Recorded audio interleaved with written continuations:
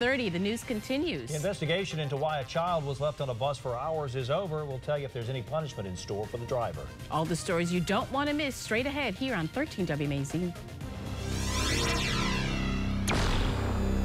This is 13 WMAZ Eyewitness News Morning.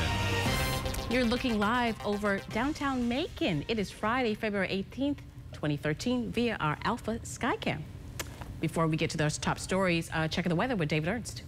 Thank you, Annette. Nice quiet morning today, although a little patchy fog is possible. Haven't seen any indications of anything too widespread or dense on our Alpha Sky cams, but nonetheless, a little bit could form just given how much rain we saw yesterday. 46 right now in Macon, same for Warner Robins, also 46 in Dublin, 45 in Sandersville. Generally mid-40s this morning, about like we were yesterday, but it should be a little warmer than yesterday afternoon. Highs ought to push into the low to mid-60s. A little bit of isolated rain is possible, but nothing too widespread, and it's going to be a nice start to the weekend. I'll have more details on that and the potential for some heavy rain coming next week. That's all in the full forecast. 6:31, top story this half hour. Jones County Sheriff's Office has wrapped up its investigation into why a special needs child was left on a school bus for several hours. Aaron Cook is a 10-year-old Macon boy who attends Dames Ferry Elementary School in Jones County. He was left on his school bus from 6:30 in the morning until around 1 in the afternoon on Tuesday. School officials said Wednesday the bus driver did not check her bus and see that it was empty before driving the bus home for the morning. And because Aaron has severe autism and doesn't speak, she never heard him. 13 WMAZ has learned the Sheriff's Department reviewed the school bus tape, spoke to all parties involved before deciding to close that case. And we've determined that it was an honest mistake that was made. It should not have been made, but however it was made. But we don't find any criminal intent on anybody involved. It was just an unfortunate incident involving a child, and we're thankful that the child is safe now. Aaron's mother would not speak to us, but instead directed us to their attorney. Neither the attorneys nor the school district officials were available for comment yesterday. Happening in just hours, road work will begin on one westbound lane of I-16 in Lawrence County. This after the serious damage to the highway after the fiery 27-car accident that left 4 people dead. Transportation officials say I-16 is safe now for drivers passing through Lawrence County. 13 WMAZ has learned a section of the road will have to be replaced because it was incinerated. There's no timeline for completion, but one westbound lane will remain closed until that completion.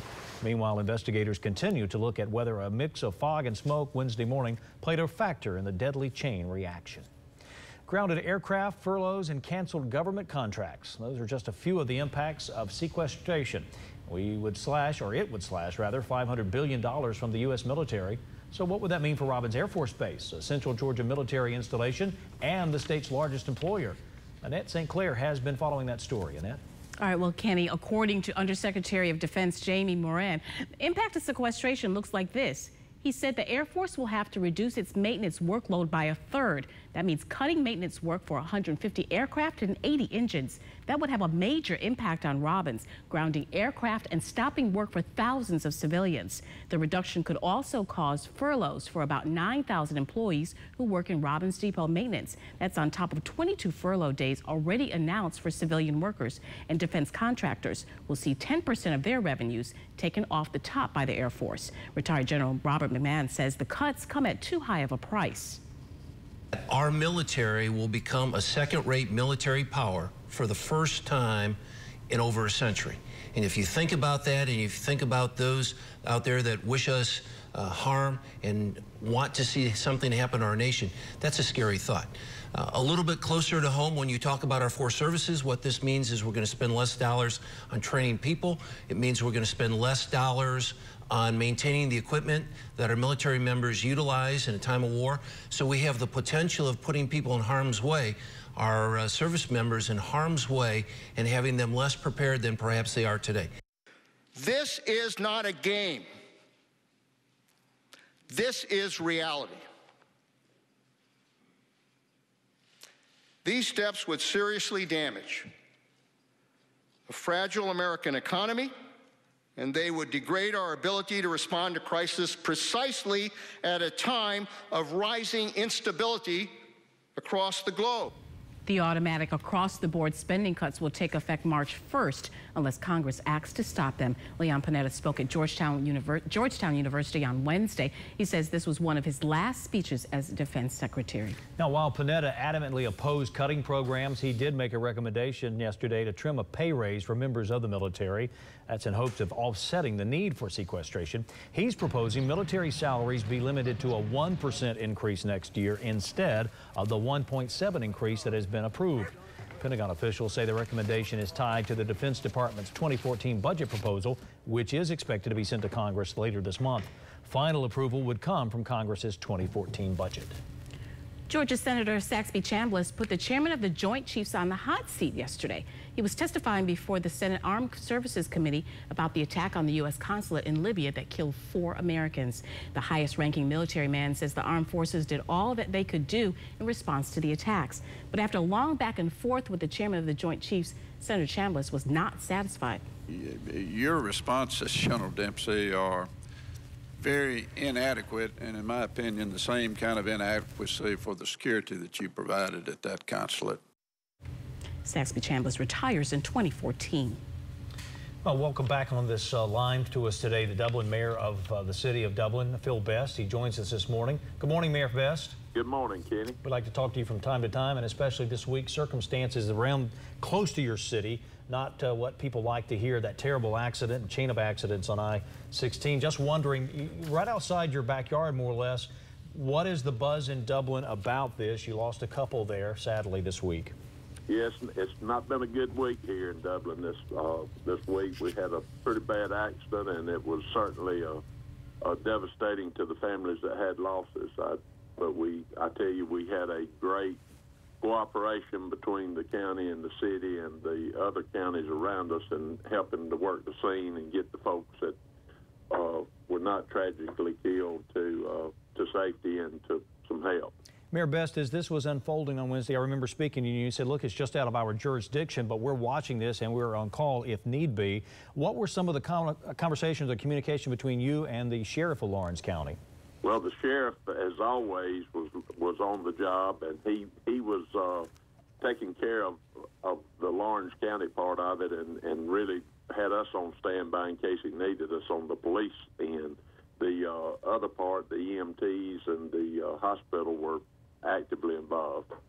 Does anything change at this point? Will there be conversations about in the future if something like this should happen again on this or any interstate, but particularly within your city limits of Dublin, how reaction would take place and what you may do or may not do? Oh, absolutely. We already talk about that on a routine basis. Don Bryan, our county emergency manager, is pretty well on the job, and we have briefings routinely about events like this and others. All right. Mayor Phil Best, thank you so much for joining us. Our thoughts and prayers for the folks in Dublin and Lawrence County today. Thank you, Kenny. All right. It is 6:38. Some young standouts and their teachers were recognized in the State STAR program last night. That stands for Student Teacher Achievement Recognition Program. Yeah, and students with the highest SAT score at their respective schools receive a STAR nomination. 6 schools from Houston County were represented by students and teachers. Tonight, Houston County High School Will Freeman and the highest SAT score in the Houston County this year. A school commitment kept Will from attending, but his teacher, Laura Bird, earned STAR honors for the 7th time.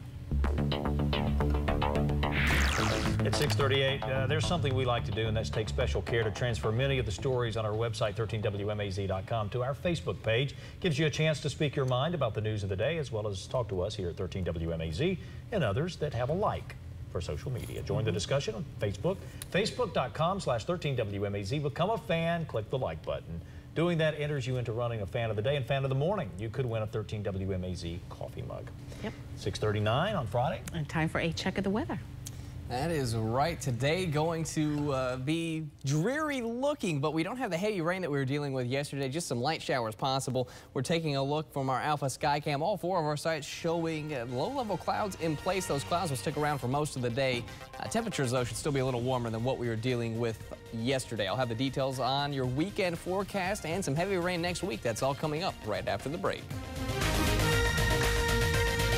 It's 6:41. You're looking at a home video shot, Super 8mm in 1973, February 9th, 1973. It was 40 years ago tomorrow that Macon received 16 inches of snow. And this is a scene from Waverland Circle at Hawthorne Road in Macon, shot on February 9th, 1973 in that afternoon, on Friday afternoon, by the Beatty family. I spoke with Gene Beatty. He lives in Birmingham, Alabama now, and his mom and dad shot this video, and he gave us permission to run it. And you said it's the Shirley Hills Yeah, community? Shirley Hills.